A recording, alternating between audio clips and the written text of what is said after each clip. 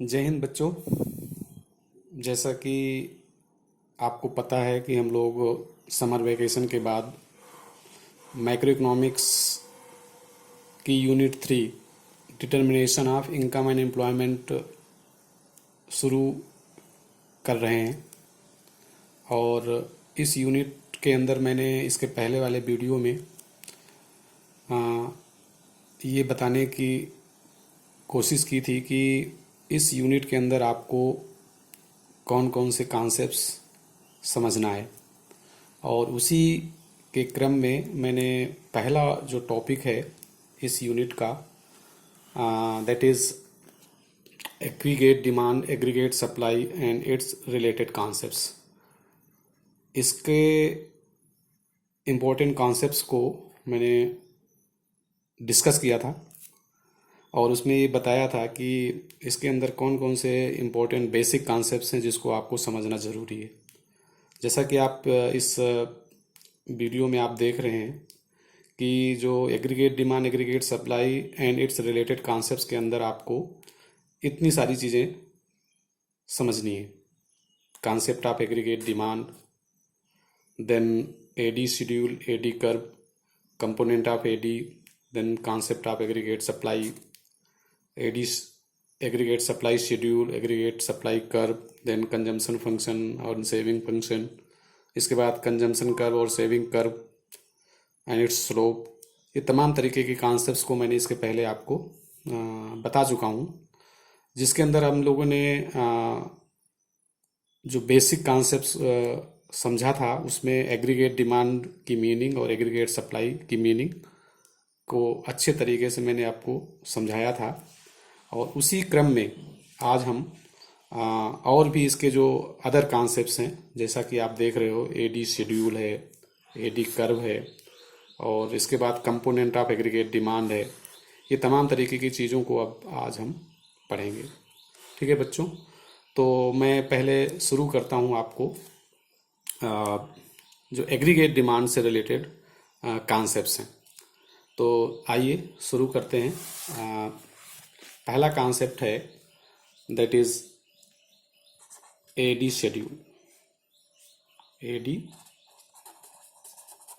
Schedule, ये AD schedule क्या है? पहली चीज़ इसको समझना है, एग्रीगेट डिमांड शेड्यूल क्या है। तो एग्रीगेट डिमांड शेड्यूल, शेड्यूल का मतलब होता है टेबल, और इट्स मीनिंग टेबल। और टेबल क्या चीज़ का? एग्रीगेट डिमांड की टेबल। तो एग्रीगेट डिमांड को आपको मैंने इसके पहले बताया था कि एडी जो है ये क्या है? It shows the desire expenditure.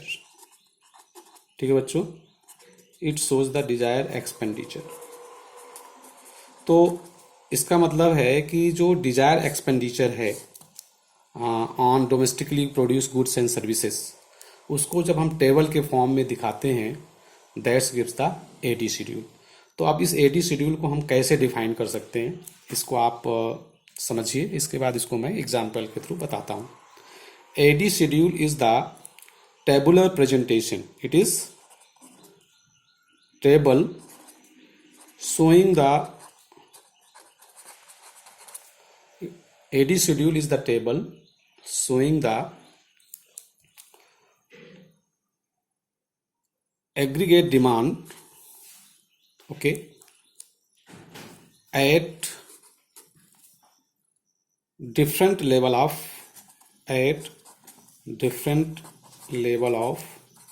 income। आपको मैंने कल बताया था कि जो हमको एडी, आपका जो सिलेबस है उसमें एग्रीगेट डिमांड को पढ़ना है with respect to level of income. Okay, तो डिफरेंट लेवल ऑफ इनकम पर how much aggregate demand, how much aggregate demand मतलब how much desire expenditure take place. Okay, तो एक तरीके से जो एडी शेड्यूल है वो that is the value of aggregate demand at different level of income.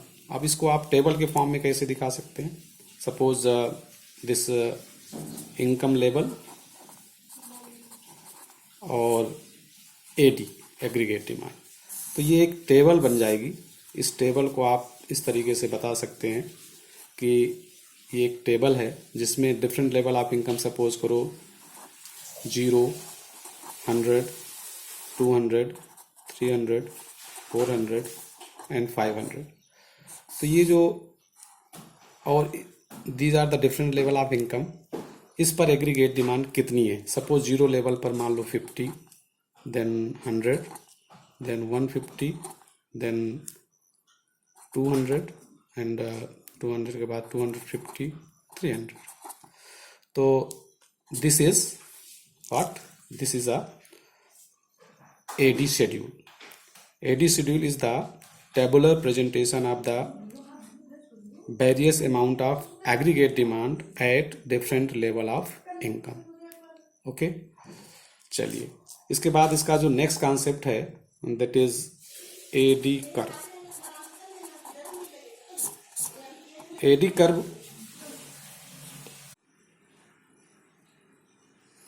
चलिए इसके बाद जो नेक्स्ट कॉन्सेप्ट है that is aggregate demand curve. How it can be defined?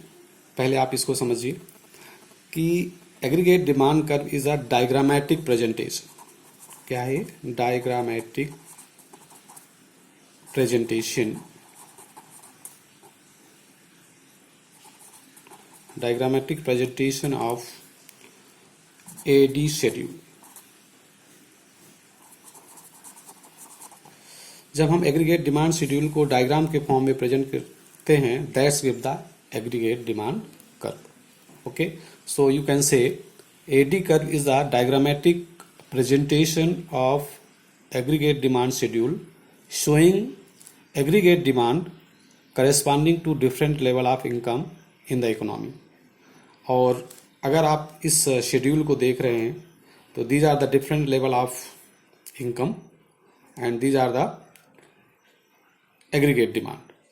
तो इस डेटा को, इस शेड्यूल को देख करके आपको एक आइडिया ये लग रहा है कि जैसे जैसे इनकम लेवल बढ़ती है वैसे वैसे एग्रीगेट डिमांड भी बढ़ती है। It means there is a positive relation, there is positive relation between what?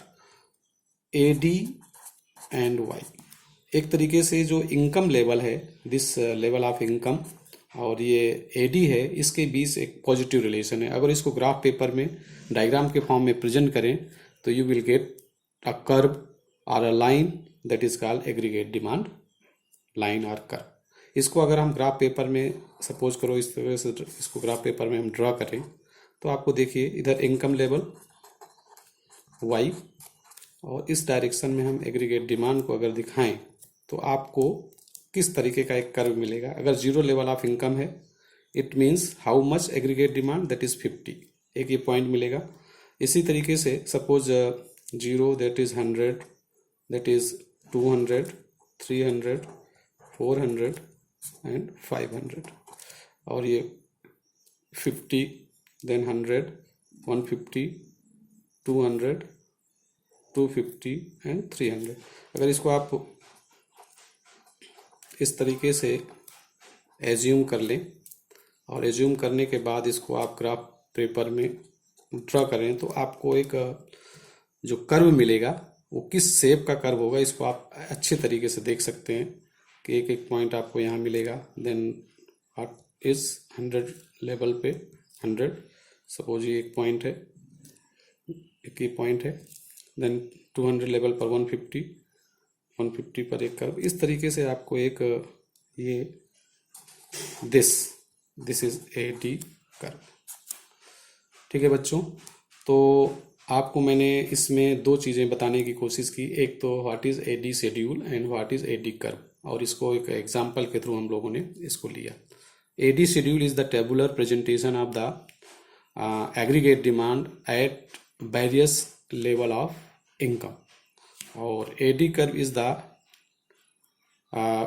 diagrammatic presentation of AD schedule showing the different amount of aggregate demand corresponding to different level of income। Okay, चलिए अब इसी में मैं आपको एक दूसरा concept that is AS schedule. Same यही concept है AS शेड्यूल। आप अगर AD शेड्यूल समझ में आ गया होगा तो आपको AS शेड्यूल भी आराम से समझ में आ सकता है। ये भी क्या है, AS schedule is also a table showing the aggregate supply corresponding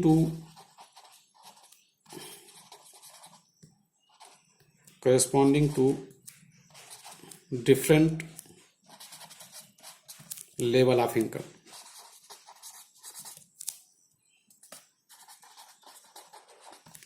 This is a simple meaning of aggregate supply schedule.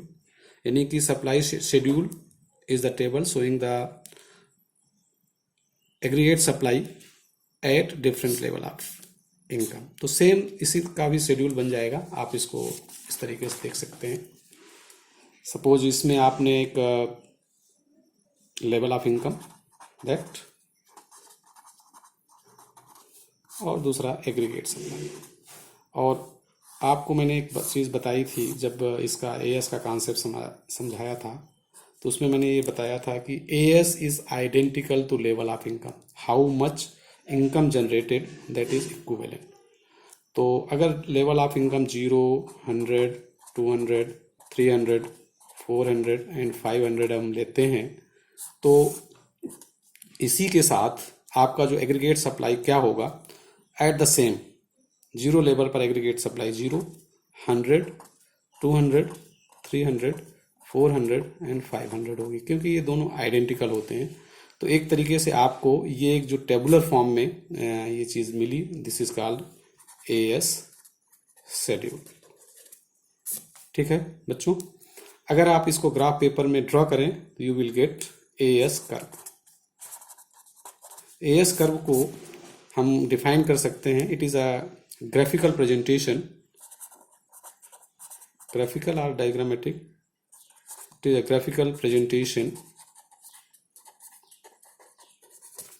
presentation of what? AS corresponding to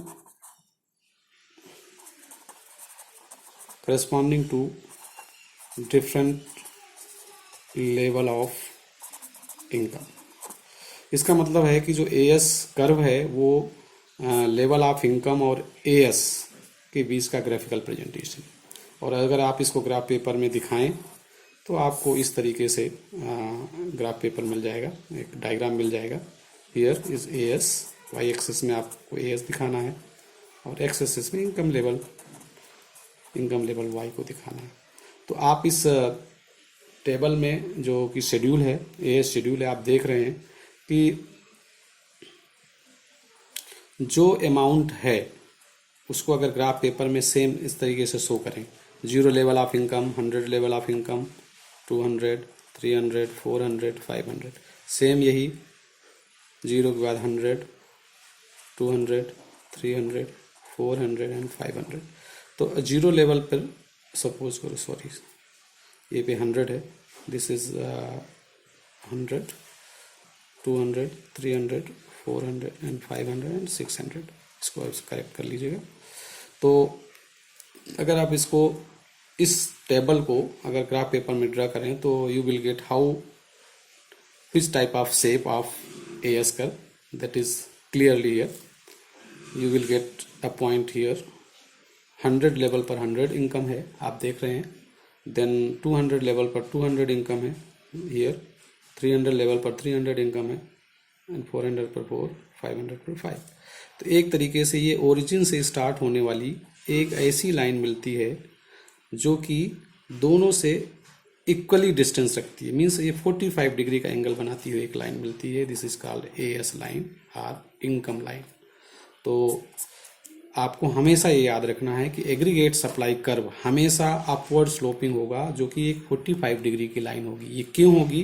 क्योंकि आपको मैंने इसके पहले बताया था कि जो AS है that is the flow of goods and services, that is the planned production of goods and services as per planned by the producer, or the planned production is always equal to the income generation. So this is always equal to here, this is the plant production and this is income generation, ये हमेशा एक दूसरे के बराबर होते हैं।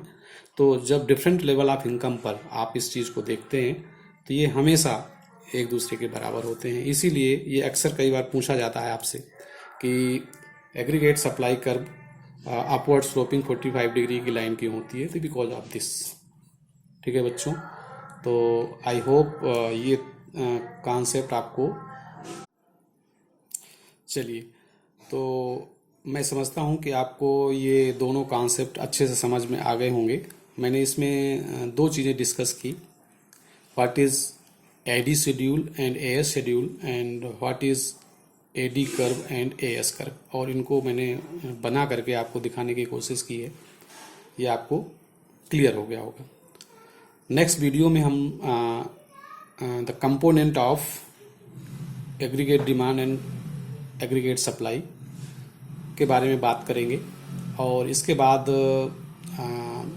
जो next concept है that is consumption function and saving function, उसके बारे में बात करेंगे।